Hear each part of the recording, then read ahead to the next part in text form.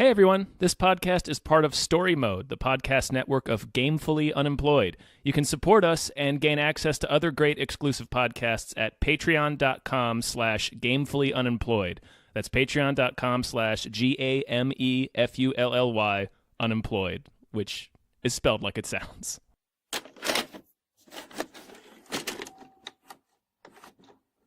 Hey everybody! Hey! My name is David Bell. I'm Tom Ryman. And we just watched The House with the Clock in Its Walls. We did. We know what the porn parody. Right, the house with the cock in its balls. Yeah. Something like that. I think you nailed it. Do you hear the ticking? This house used to be owned by another warlock. He's very wicked, very powerful. He left a hidden clock in the walls. We don't know what it does, except something horrible.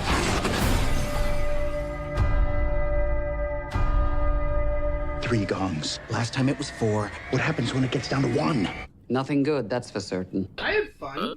Yeah, it's fine. Yeah, this is, okay. It's an interesting.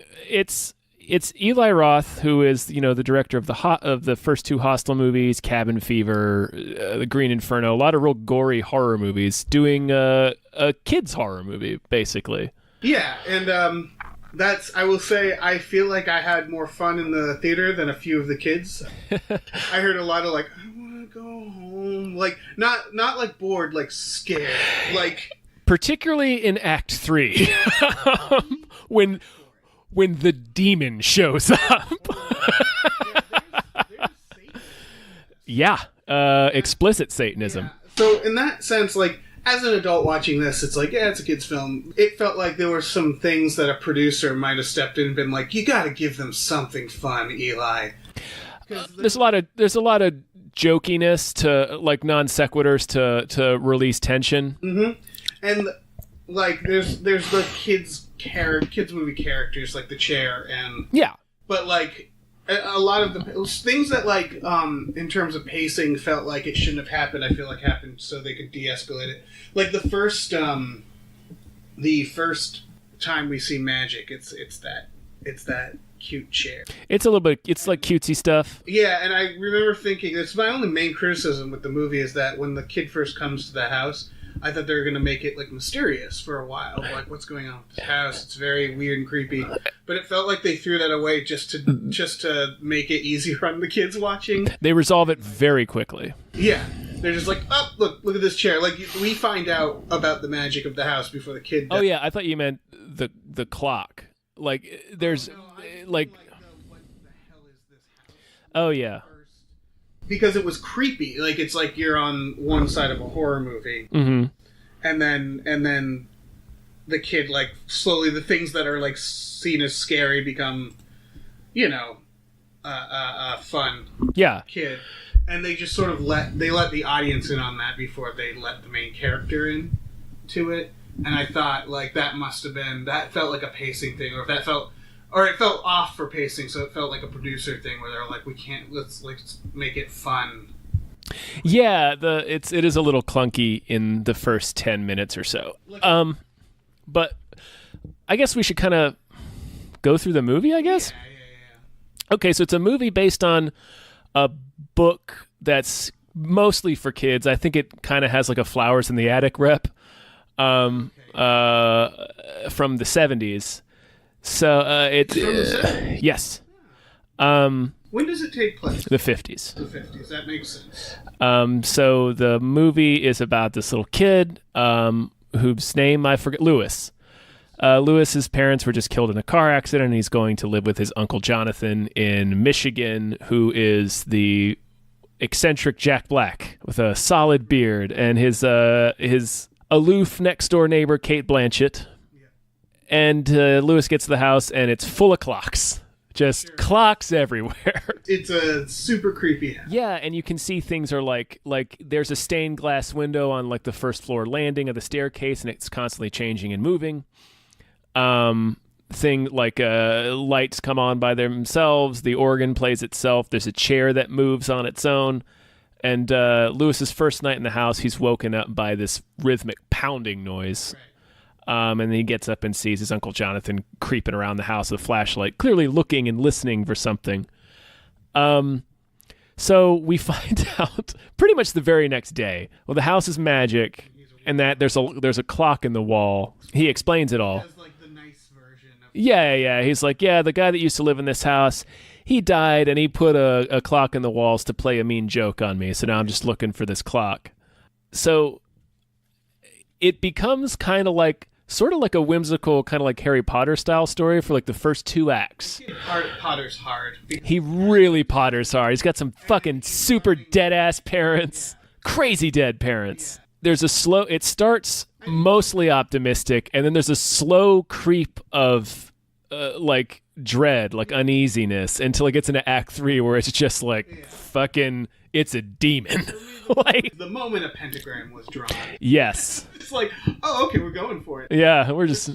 And as he bleeds into the book, Harry Potter was always like, oh, look, it's magic, it's fun. And yeah, sure, there's the Dark Wizard, but even the Dark Wizard is like, he's the Dark Wizard of, like, Fantasyland. right? They're just, like, summoning Satan. Yep. When he opens that chest and finds the book, I was really hoping it would just be the Book of the Dead from Evil Dead Yeah. and the chants to be the same. It kind of is. I mean, it's not as gnarly as the Book of the Dead. It's a necromancy book, but he opens it and it's like loaded with. Oh no, wait! When Jonathan's looking through the evil wizard, whose name is Isaac, who is the guy who lived in the house beforehand, when he's looking through like his old scrapbook, there are some gnarly ass drawings in that scrapbook. They really went for it. Yeah. It never occurred to me, but, like, it's a good idea for horror directors to do this, because it's almost like ensuring your future audience. Yeah. Also, it's a challenge because he can't do gore in this movie, which is what he's known for. But he did do some shit that was fucking freaky to look at. Yeah. There was a few moments where I was just like, well, that's going to change one of these kids. Oh, yeah. The transformation was pretty intense. Kyle MacLachlan's zombie ass is pretty intense. That fucking demon in the literal Black Forest. That was just a horror movie. Yeah. We're jumping around a bit. So what's happening? Lewis is like a weird kid.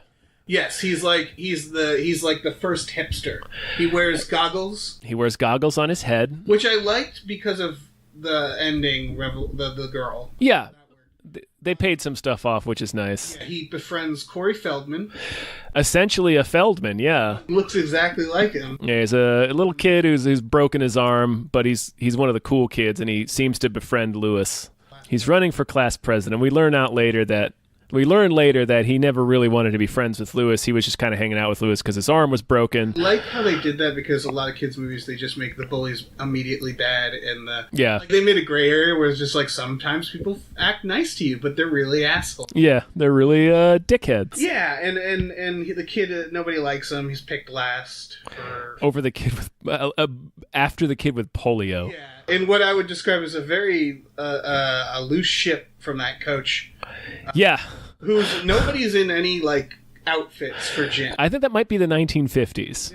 They're just wearing their sweater vests. I feel like they had like 50s shorts and stripes. Yeah, that's true. But they are wearing like wood-soled shoes. They're all dressed like madmen. Coach isn't even dressed, and yeah, they just don't pick him, and the coach is like, I don't give a fuck. Yeah, fuck that kid. Yeah, he learns that he's a warlock. He learns that his Uncle Jonathan is a warlock. He learns some basic spells like controlling electricity. Like he can pull energy out of one lamp and send it to another. He can make some things float. Yeah, we get repeated. This was another moment that was like, it felt like it was jammed in. Like it really seems like they could have gone away with a lot of the silliness. I think they were too nervous about it because there's a animated hedge griffin who shits about 4 times in the movie. Explosively shits like mulch.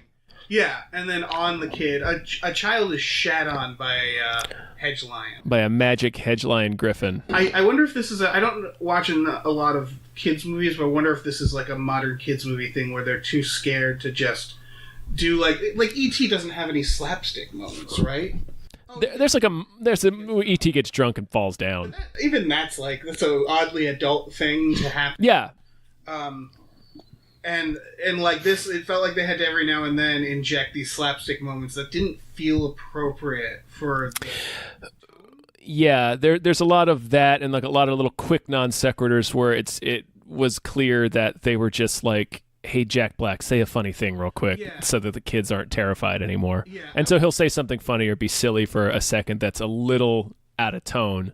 Right. I was more ready to accept that just because it's Jack Black. Yeah. Just like, okay, this warlock who's in this very dark situation happens to also be kind of a clown. All right, we had some audio functions there. We fix that. You're gonna get like I'll put like a noise. I'll put like a noise in the podcast all of a sudden, and you'll know that we had a mic problem. We were just using the wrong mic. Yeah. I was quiet. I could probably fix some of that in post. Yeah, I think you can. Anyway. So we're talking about Goofy Jack Black being a clown warlock. Yeah. A clown lock. Yeah, if you will. So yeah, he meets the shitting lion. He makes a galaxy. Alternate theory, by the way. Yeah. One of the first things they do is give the kid cookies. Yeah. And they give him cookies throughout. This could just be the story of two crazy people dosing a child. Yes. Yeah. They're giving him all kinds of LSD in those cookies. And she even says, well, nothing's wrong with the little weirdness. The nuts in my cookies are weird, but that's what makes them unique or something. Yes. It's like, oh, the nuts are laced with LSD. Oh, yeah. Yeah, this kid's just rolling his face off right now. Absolutely. Yeah. Possible. So yeah, and then I think we're in like the second act, maybe around the halfway point, when we start learning about Kyle MacLachlan and what actually happened. And he supposedly killed his wife to use her bones to make a bone key for this clock that he built, and they don't know what the clock does. Correct. But he died in a blood magic ritual creating the clock. So shit's getting real. So shit's getting pretty real. And then Corey Feldman, he wants to impress Corey Feldman. Right. Oh, and during this time, we learn the one rule of the house: don't open the cabinet. Right. Which is very kids' movie, where it's like, oh, okay, I can't wait to see what's in that cabinet. Right. There's a locked cabinet of mystery. Yeah. And Jack Black says, in no uncertain terms, don't open this or I will throw you out of my house. Right. So Corey Feldman wins the school presidency, and then immediately stops being friends with Lewis anymore. Yeah. And so Lewis tries to win him back, and he's like, I know magic. I can do magic. Yeah. Which is a great way to get people to come over to your house, let me tell you. Oh, man, because in real life, he would just start performing close-up magic for the kid. And yeah, it would go very wrong. So he brings... Well, I was bugged because the kid's like, I know magic, and he does know like very basic spells. Yeah, like he makes the water fountain explode on one kid. And then he's just like, come to my house, and then he's going through the books like, I'll show you some cool magic. And it's like, just fucking do a trick for this kid. Do that electricity thing you did. Instead, he raises the dead. Yeah. They open the secret cabinet, which contains the tome of necromancy. Doesn't levitate anything. Not a little trick. He doesn't like to change a cat's fur color. He raises the fucking dead. Yeah, that's like if the kid learned to somersault and then was just like, I want to show tricks, and just like jumped off a bridge. Right. Yeah. Like just went straight to insanity. Yeah. Well, Corey Feldman is, of course, a little snot where he's like, let's open the cabinet. And he opens the cabinet and then finds the satanic hell tome. Yeah, and then they put it away. And then, we haven't talked about the kid's terrifying dreams. Oh, right. His mom keeps coming to him. Yeah, this is the thing is, when this movie first started, the first like scary part is a cuckoo clock devil goes boo out, and I was like, oh, that's like a horror movie jump scare, and I was thinking about this idea of teaching kids to like horror movies, and I was like, well, don't just teach them to like jump scares, please, for the love of God. And then those dream sequences happen. I was like, oh, okay, you're teaching them about like internal dread too, right? Like really deep guttural dread. I'm glad there's something off about his mother in these dreams. Yes. And it's not immediately obvious. Yeah, the first dream is sort of like whispering like, do you hear the ticking? And then he wakes up. And it was, I shuddered. And then they had like little moments where like when Jack Black and Cate Blanchett are waving goodbye and they're like real creepy about it. Yeah. They're just fucking creepy as shit. So I'm glad he's smashing his way through a wall with a double-headed axe. Yeah. They created these good moments that's just like not jump scares, but just like imagery that's going to haunt a child Yeah. for a while. Yeah. I really some real appreciated damage that. here. Yeah. Man. So he's having those dreams, and his dream mom suggests, "Hey, you should totally use that book to bring to wake the dead." Yeah. And it's like, oh no.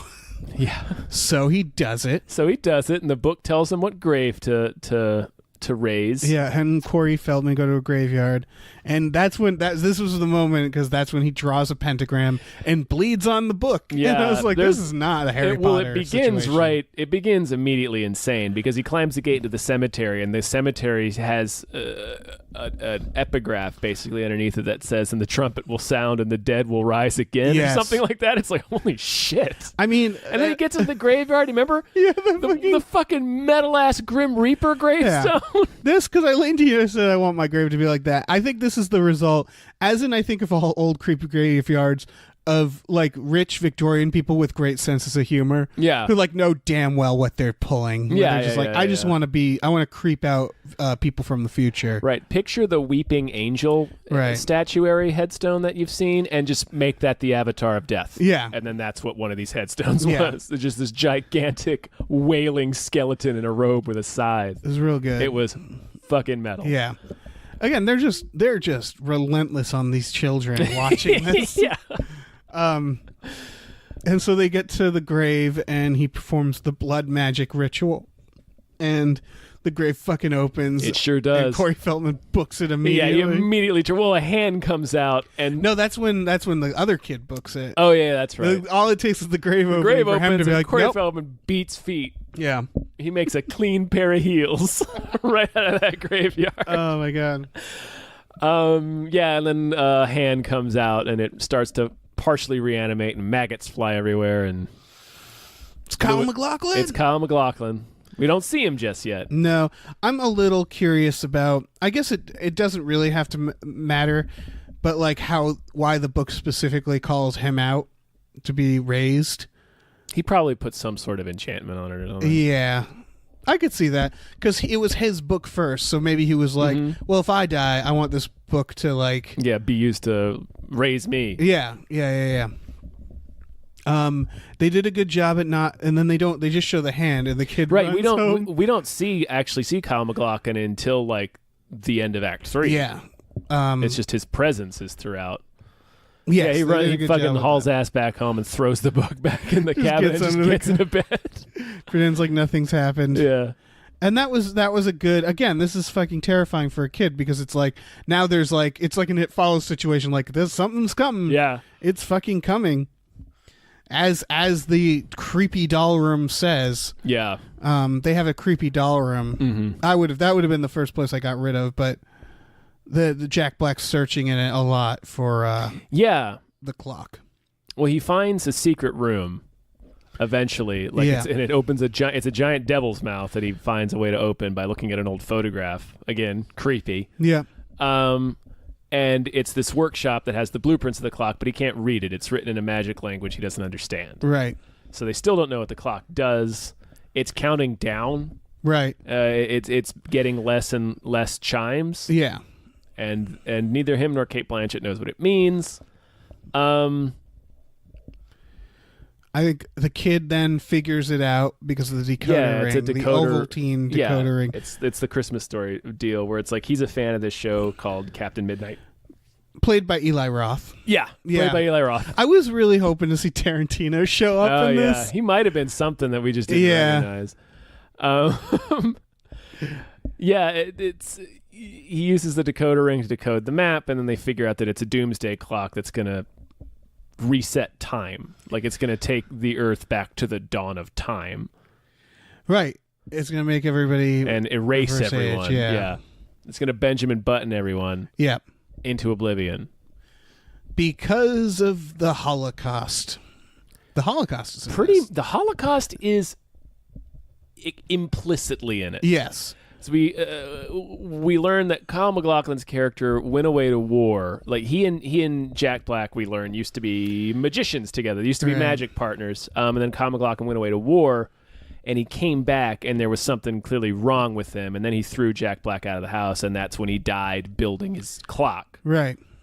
And we learned that like his whole platoon got killed, and he was wandering around in the Black Forest just chanting every spell he knew to try to give him power. Right. And he ends up coming across this actual demon. Yeah. Which demon does he say it is? Azazel. Azazel. And he says it's Azazel, the fourth prince of hell. Right. So And it's explicitly a prince of hell. It's like an old man with claws and red eyes, and he's just really fucking he's gnarly. almost goat-legged. Yeah. Like he's bent and his Yeah, legs are bent, and he's got these glowing red eyes and these crazy. He's a forked tongue. Yeah, he my licks god! his hand. Yes, Kyle MacLachlan cuts his hand and then he licks it with this forked tongue. This old man licks Kyle MacLachlan's hand. That was another moment where I was like, "Oh, that's another kid." Yeah, another ruined. kid's not sleeping for the rest of this week.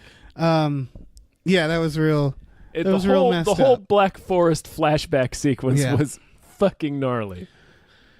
And he drinks, like, he gives Kyle MacLachlan, like, fucking lava to drink or Yeah. something, and then he gets the idea for the clock, and then he comes back to build Right. the clock. Man. Yeah. Man. And the whole idea is like war. Like it's all awful. The Yeah, so he world is wants to- shit. Like, yeah, so- that was a moment I was like, yeah, I can see that. Yeah, point so of fuck view. that. Let everything be Um, and then it'll just be me and my weird wife. Meanwhile, the arc of Kate Blanchett is that she can't do magic, and you don't know why. And she describes that she's broken on the inside. Is how she puts like Yeah. something bad happened. My body on the outside healed, but my inside didn't. And since then, I can't do magic. And you pointed out to me in the Yeah, theater all that they- she has a fucking concentration camp tattoo. Yeah, and it flashes like, very quickly. oh, They never shit. say it explicitly. When she's saying the stuff about being hurt on the inside that just never healed, they zoom in on a picture of her with a husband and a little girl, and then later on, while they're being held captive in the workshop by zombie Kyle MacLachlan, they say, "Oh, you." He's like, "You should agree with me because your family was killed." Right. But that's as explicit as they get. It's just a real quick shot of. After she says that to Lewis, she puts down a plate of cookies and her sleeve rolls back, and you can see she has the serial number tattooed on her arm. Yeah. So Jesus. Yeah. I mean that is a kind of an Elon Musk, Eli Roth thing to do. Yeah. Because his most powerful or most known screen presence is beating the Nazi to death. Right. So. Is the bear chief. Oh Jesus Christ. Yeah. So she's like leaning towards being Magneto. Yeah. And that they deal with that. They have the part where MacLachlan points that out to her. Yeah, and she decides she's found a new family in Jonathan and Lewis, and it's just like, nope. And then she gets her magic powers back, and she's fucking a badass. It's a solid arc. That's going to be one of those things. Again, if this becomes like a classic for kids, or kids really like it because it's doing well in the box office. Yeah. Like that's going to be one where a kid grows up and that scene again, they're like, oh shit. Yeah. Like, yeah, it's right. That's yeah. That's gonna be in a 7 things you never noticed about your favorite films from childhood, and it's definitely one of that's like entry number 1 is definitely gonna be. Oh yeah. Florence from A House and a Clock in Its Walls is a Holocaust survivor. Yeah. Man, that third act. Yeah, so now we got to get into We gotta get into the third act when the shit really hits the fan. the fucking the pumpkins, the jack-o'-lanterns. They just made them look like a horror movie. Yeah, The jack-o'-lanterns come alive and are like they travel on their stems. They look like intense. They look like a trauma villain. Yeah, like they yeah. look like a B horror movie villain, but like a Child's Play type horror movie villain. So they don't look like a kids movie villain.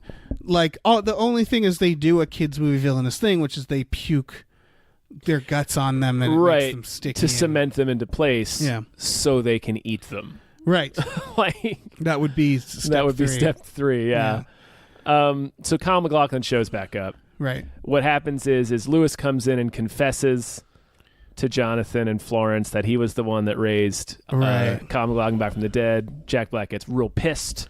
He storms off we're entering the third act right yeah, there. he storms off. He says, "You never should have come here. I never should have brought you here. It's not safe." And then Florence leaves Lewis downstairs to go up and try to talk Jack Black down, and basically ends up calling him a coward for not wanting to be the guardian of this kid. Yeah. Lewis is looking across the street, and he sees Kyle MacLachlan in the upstairs room of the neighbor's house.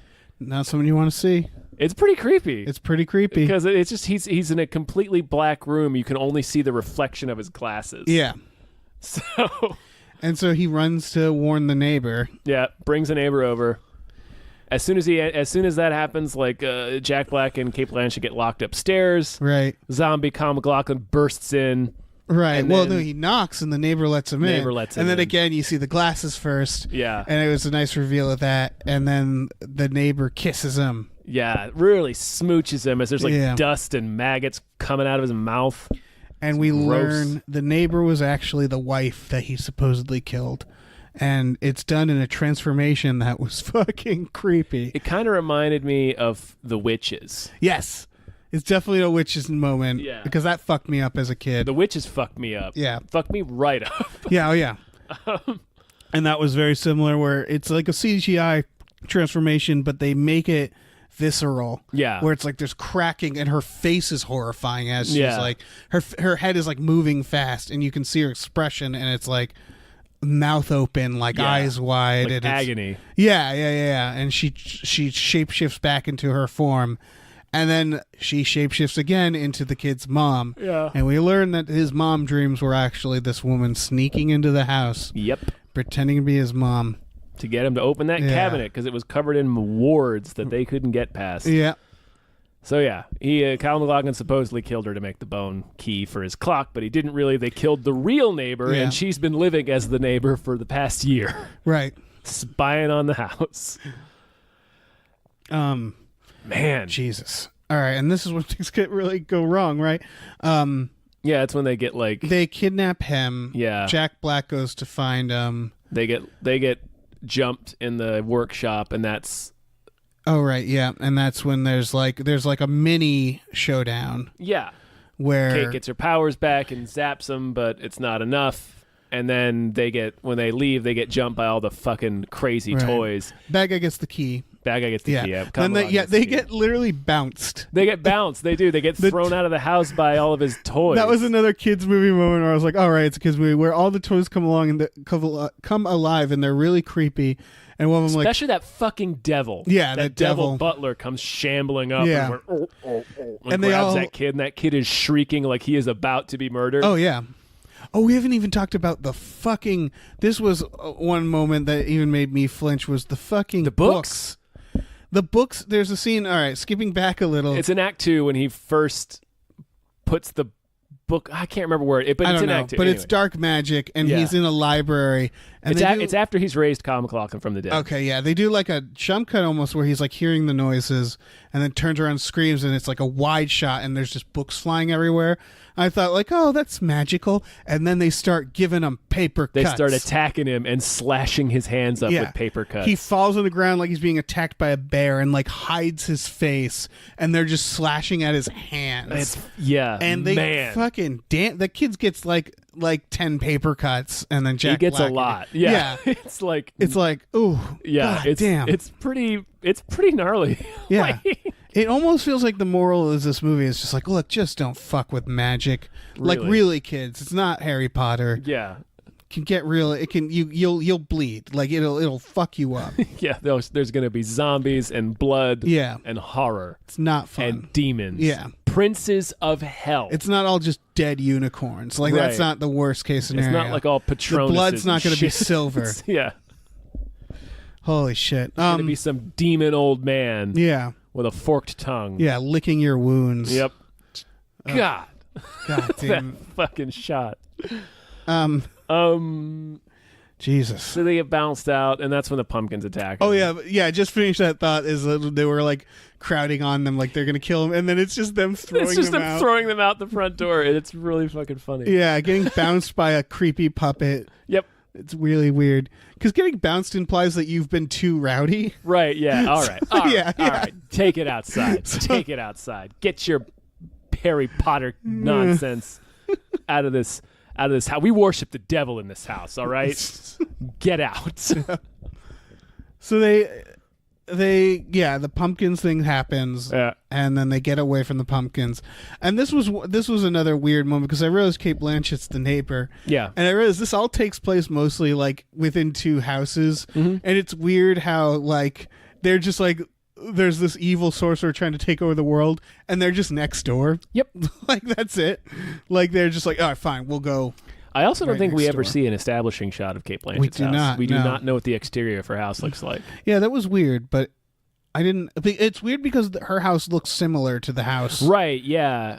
Yeah, there's a scene. It's this scene actually where they come in and the kid uses his magic, which is it's an 8-ball that his parents gave him before he Right. died. Throughout the film, he's been consulting an 8-ball, and Yeah. Jack Black thinks it's silly because it's not real magic. According to She him. shits on it at first, and then the kid says, "Oh, my parents gave it to me," and then he. Oh yeah, and he starts crying, and I gotta say the kid was okay for the movie, but when he started crying, I thought he was fake crying in the movie. That first time was pretty egregious. Okay, yeah, I thought we were gonna learn like it was a actor being told to pretend to be a kid who is fake crying. Oh. Like, you know what I mean? It was that fake. Yeah, that and then it first- was like, oh wow, he was actually supposed to be crying. The first 10 minutes of the movie are a little rocky. Yes, I was a little nervous. Yeah. The kid actor he's all right, but he has He's definitely pretty much, bad. He's much better in the rest of the movie, I think. Yeah. He's called to cry. He's called upon to cry again, and it's better. right. But that first one is rough. Yeah, and it's always weird adjusting to Jack Black. Like Jack Black in a movie where he tends to take me out of a movie if he's just being funny Jack Black. Yeah. Like he can act I've seen him act. Yeah. But like it's that where it's like this steampunk old 50s look, and then Jack Black like, hey, I'm Jack Black, and it's just like, oh god, this is not is not the 50s. Yeah. This is right now. There are cameras and lights. He does a Jack Black kick at one point too. Yeah. His little Jack Black high kick. Right. Yeah. So they go next door. Yeah, that's when he uses his 8-ball to locate the clock. And they learn Under that the it's furnace. under the boiler Or boiler, of the house. near the demon snake that they established earlier. Yeah. Miss Florence tried to change her snake's color to purple because she has a real thing for purple. And it instead makes it a giant angry snake. Right, because that was when she was broken. Right, She yeah, had the that's broken when magic. she's just fucking up. She can't do any major spells. So they sneak into the house. They sneak into the boiler. Well, She gets They stopped. fight their way into the house. They They blow do. up all the pumpkins. They gas the puppets. She like she's like the penguin. Yeah. Like she attaches a magic wand to an umbrella throughout the movie. You're and like right, she's she like uses the it as like penguin. as an energy weapon to shoot all the jack-o'-lanterns. Right. Then she uses it to gas the Right. mechanical toys on It's the some inside. real modern warfare going on Yeah. there. Like she's just shooting pumpkins. Yeah. And then, yeah. And the griffin then they, becomes like, step horrifying on it. for a second. Oh, yeah. They blast their way through the pumpkins, and then you see these like just hellfire glowing eyes in the bushes, and then you don't see what it is at first. It's just you just see Cate Blanchett freaking out. She's like, I can't fight this. You gotta open that door real quick. Right. And then you realize it's the griffin who has turned mean. Those are the two moments I think will fuck up the kids the most. One being when it's a fun character being villainous like the Griffin. Like Yeah. I think the other way around. If it starts scary and then it's like, oh, it's good now, but like they started it good and then And it's then like it's possessed. mean. Yeah. And also just what incredible damage that chair. They the named recliner. that chair. Yeah, that the chair's adorable chair. torn apart and it's Yeah. like whining because they Yeah. make it like a dog. Yeah. So then it's a dog torn apart. Yeah, like eviscerated. Yeah. Like it was And obviously It they was sew it back together, but it's marginally disturbing. yeah.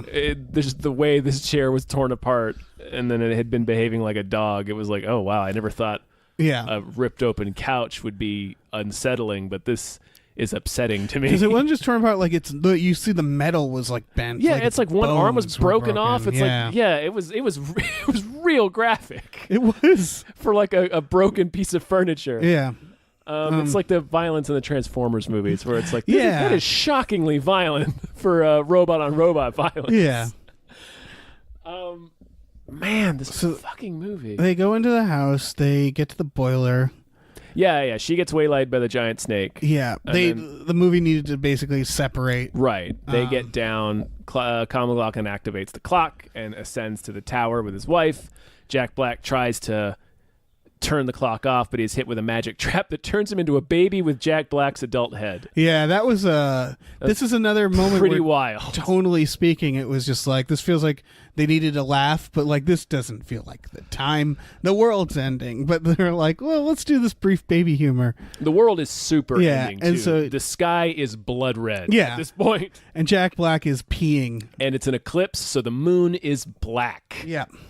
It's real fucked up. It is just, and the clock itself is coursing with red lightning. Yeah. Which I leaned over to you. I'm like, that's hell energy. Yeah. Like that's what that is. Yeah, it is. That's absolutely. hell energy from the Doom Yeah. remake. The devil is like in hell, like popping corks right then. Yes. Yeah, he's like getting ready. He's like, all right, about to fuck humanity. And so, yeah, Jack Black's a baby. Again, really weird. Kyle MacLachlan and his wife are just like, dude, you should come with us. We're gonna watch it all, which is weird because, like, what is he gonna do with them? If he like Maybe they're went gonna with eat them, him. I don't know. Yeah, I don't know. And then the kid shakes the 8-ball again to try to figure out from his. It's at this point like he treats the 8-ball like it's the souls of his parents, as if his parents he has been been from the trapped in beginning. 8-ball. Yeah. And asks them what to do, and the 8-ball basically tells him to huck the 8-ball into the machine. Yeah, it says say goodbye. Yeah. So he says goodbye to the souls of his parents and throws the Yeah. 8-ball into the machinery of the clock, which stops it. When he looked down, like he saw say goodbye and looked at the machine, I was like, is he gonna fucking jump in the machine? Jumping in the gears. His parents Let us are watching from heaven, and they're just like, no, we meant the 8. Oh, we should have said throw 8-ball. Nah, I mean, his skull did the trick, too. Right, yeah. He uses tiny child bones to to stop the gears of the clock. And then he uses the electricity The hell. transferring trick that he learned earlier to grab the hell energy and kill Kyle MacLachlan and his Yes. wife with it. All right, I thought at first, because they do the thing where they don't want to show them get grinded by gears and die. So he fires up in the air, and they fly up, and then it looks like there have been like he de-ages as he's going down because he's out of the thing. Yeah. Are we to understand, because then it just looks like he shrinks, like he disappears into the Right, clothes. and their clothes hit the gears and get Yeah. eaten. Well, are we to understand that they turn into babies and are crushed? Or tiny sperms or Yeah. zygotes. Because depending on the timing, they might be in infants getting infants. smushed. But yeah, the Little infant juice. kid commits a double homicide. I mean, Well, really only one, because Kyle MacLachlan was dead. oh, you're right. Yeah, So and he just for- kills his wife. yeah, it's for the best, but it's So he commits his first murder. we're teaching kids that sometimes, again, you want to get involved with magic, you might have to Magic murder someone. Well, like we said, magic is blood Yeah. and pentagrams. Yeah, it's blood sacrifice. That's what maybe that's how the machine ultimately stopped, is the sacrifice of those. Right. And then Jack Black's not a baby for some reason. I took that as like the wizard and witch were killed. Well, Therefore, the magic of they're the clock magic. was reversed. Yeah. Like the clock is reversed Oh right. by the 8-ball. So yeah, and then it's the aftermath. Yeah. The wrap up before he murders 2 kids in. He very clearly the two bullies, Feldman and Feldman's like older, Yeah. taller protege, are once again refusing to pick him for basketball, and then he enchants the basketball to smash them both in the face at like 30 miles an hour. Yeah, and then they just stay down, like not they're moving. they're motionless. Yeah. on the, and all the kids gym are like, floor. "Oh, can you be on my team?" And the coach doesn't care, and it's like, I know the coach doesn't care. Yeah, those kids are. I mean, best case scenario, they're not going to be the same. No. Yeah. Like they are. Their lives changed from that moment forward. Yes. And then he talks to the bug girl, and this was the payoff: is there's this little girl who's into bugs that like they established a little bit earlier, and he's kind of a dick to her. So A little bit, yeah. yeah. So like, I mean, I guess it's kids, whatever. And then he finally is not a dick to her, and she drew him. And she's like, I think you're like an insect, and I love insects. Or Yeah, whatever. you look like a bug with your goggles. Yeah, and so it's like, okay, the goggles mattered. And I don't know. And that's pretty much it. Yeah, they live happily ever after. Live happily ever after. There's another chair gag with the chair sure. gets shit on. Yeah. The last gag is this chair got shat on. Yep. We wanted to give the kids one last gag before sending them home to sleep with the lights on tonight. Yeah. So yeah, that's the movie. Yeah, we really summed up this movie. We just explained everything that happened in it. Took you on a whole journey. Yeah. It's I mean, I liked it. I did too. I still wish that it wasn't quite so silly. Wasn't quite so silly. I think the silliness kind of every night would bring the movie to like a halt every time it happened. I like the directing. The beginning credits, it was just like, oh, this is an Eli Roth film. Oh yeah, because the beginning credits are very like retro looking. Eli with Roth-y. the tempo of the clock. Yeah, and it's building. It's like horror movie credits, old timey horror movie credits. Yeah, this might be my favorite Eli Roth movie. It's the best reviewed one. Yeah, I think.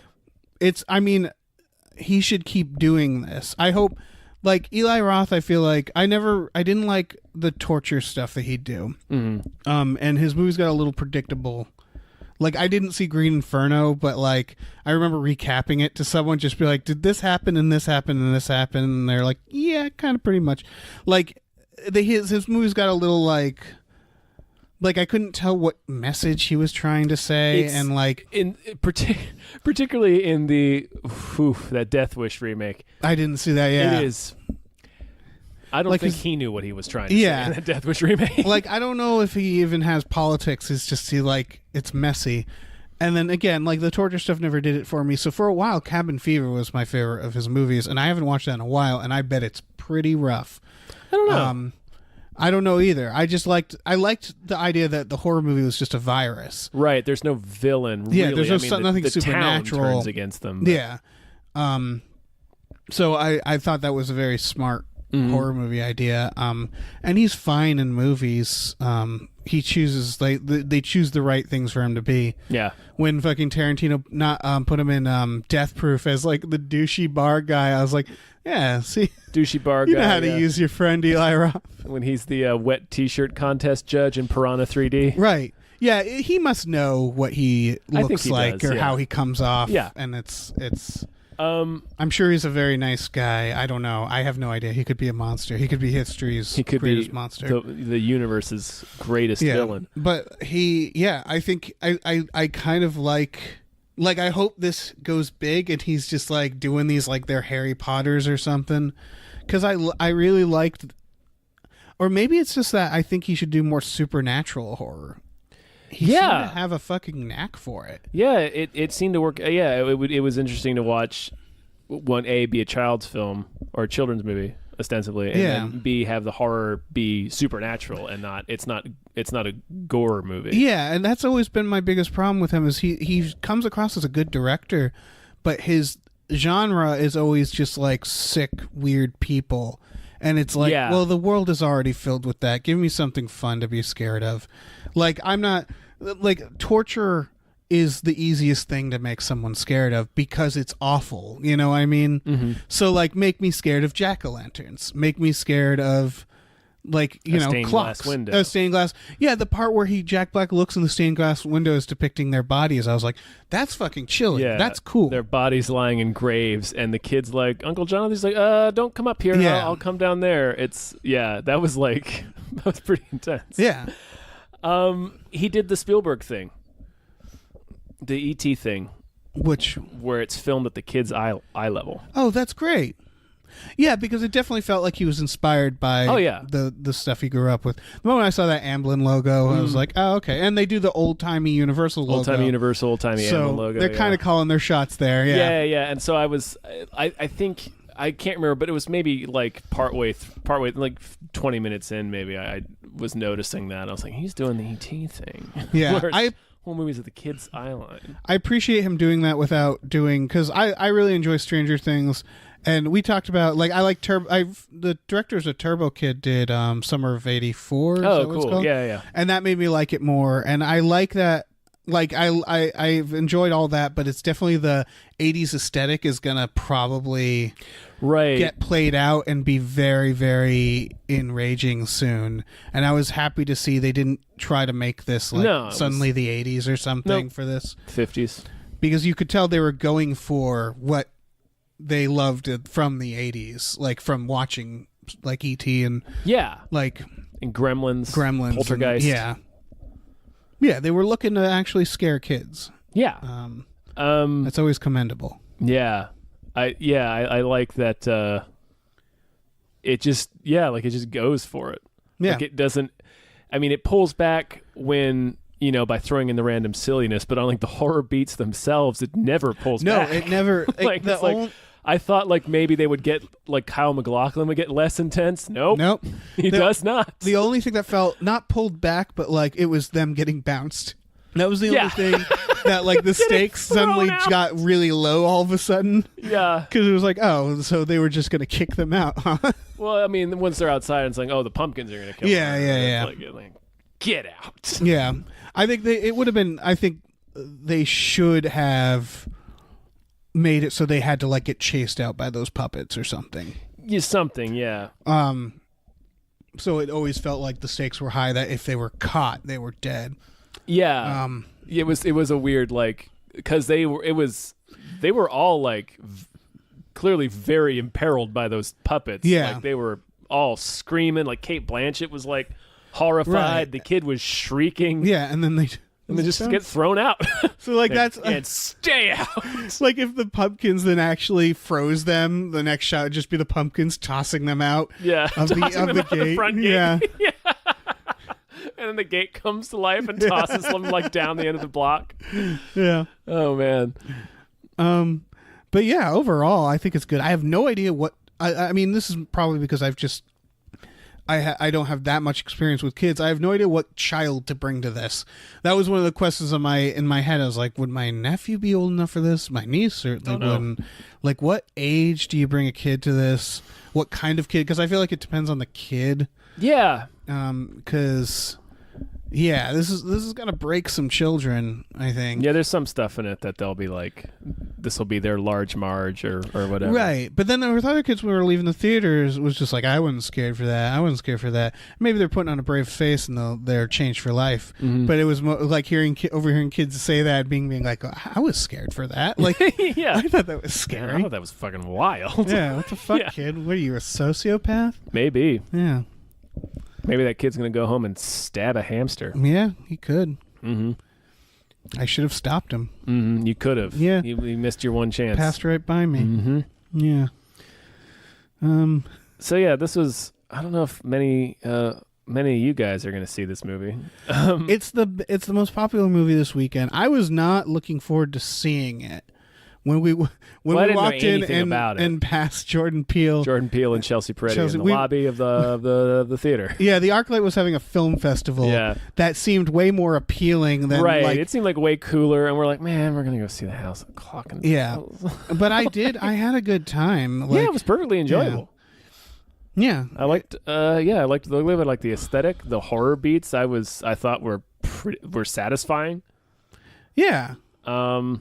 Yeah, I hope Eli Roth does more. I hope Eli Roth does more films that he doesn't write, because I think writing is his weak point. Is that it? Yeah. Because man, that like I found this more unnerving and scary than like Hostel. Because like I find Hostel, like I find the torture stuff upsetting. Like, that's the thing. It's not scary. It's just, oh, you're making me upset. Yeah. That's not fear. That's just, I'm like, ugh. It's pretty intense. Yeah. And it never really sticks with me that much. It just, I don't know. It's not the feeling. I don't like to feel upset watching a horror movie unless it's like done in a way that's also creepy, like Hereditary with the kid getting like that's like upsetting, but it's like, and it's cruel, but it's done in this way that's just like, Jesus, that was haunting as well. Yeah, I mean, I like the Hostel movies. Okay. I think there's good stuff in them. Well, it's definitely a matter of taste, because they're the people like yeah, and I'm one of the few people that like the Green Inferno, because I think the Green Inferno is kind of funny. Intentionally so. Well, yeah, Hostel had funny shit. That was my favorite thing about Cabin Fever, was like almost the non sequiturs in it. So it was like it's that thing of like, okay, you're gonna make a horror movie, you're gonna kill all your characters, at least like make them funny. And not like just like they find themselves funny, like make them like this is Crispin Glover in Friday the 13th, where it's like, okay, you're gonna play a teenager who gets killed, Right. You basically have no Be identity. a Martian. Yeah, be fucking Yeah. weird about it. Do something. Be from goddamn space. Because every slasher film has that problem, is that when the characters are like driving to the place or talking, and I'm just like, you're just here to die. I don't care about any of you. Nope.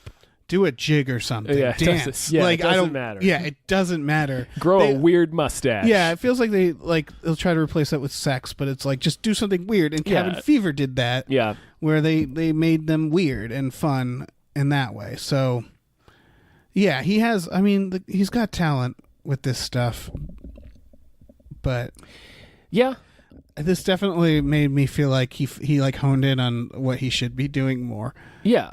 I would like to see him direct more things that he doesn't write. I wonder if did he write Death Wish? I think he probably did. I wonder if Death Wish was another where he's like trying to find, because Death Wish felt like it was like, oh, he's trying to branch out, and that Yeah, was a bad idea. And then it this, I'm really just was. like, I mean, oh, okay. we just watched on that back in February. It was me and Ganser, so you guys can go back and listen to that if you want. Yeah. Actually, no, he did not write Death Wish. Oh, okay. Yeah, that feels like Death Wish feels like it was like a more of A studio project. studio film, and like it was they- probably handed to him. Yeah. Maybe I mean there's a lot of that where it's like, if you direct this, we'll let you do this other project that you want to do.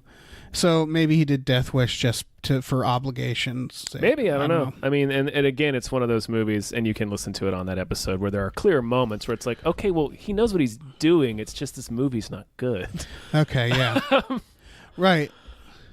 Yeah, I mean, a fucking remake of Death Wish. What a terrible idea. Such a bad idea. Terrible right now, idea. These Yeah. like this is a bad time to be doing a fucking But we didn't watch Death Wish. I'm never gonna watch Death Wish. It's bad. There's Yeah. no reason to. No. Watch this movie, though. Yeah, go see this movie. Even you'll feel like a little bit of a creep if it's just you You and a bunch of two kids, adults. but even we weren't the only adults Yeah. by themselves in there.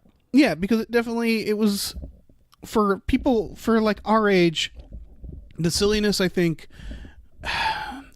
Maybe if you're high, the stuff will be fun. That stuff for me was just a little tedious, but it's kids movie Yeah, shit. I was just keeping in mind all the kids watching the movie and being like, this is to Yeah. give them something in between the goddamn demon and the Black Forest. I'd love to see a version of this movie that cut all that out, because this would be borderline an adult horror film with that shit cut out. Yeah, it would seriously be Poltergeist. Yeah, because there were moments where I'm just sitting there, like, just watching, earnestly watching, not Yeah, bored, just like, what's going to happen? Yeah, what's yeah, going to happen in definitely. this room? Yeah. So yeah, go it's see it. It's a quality film. Quality film. Yeah.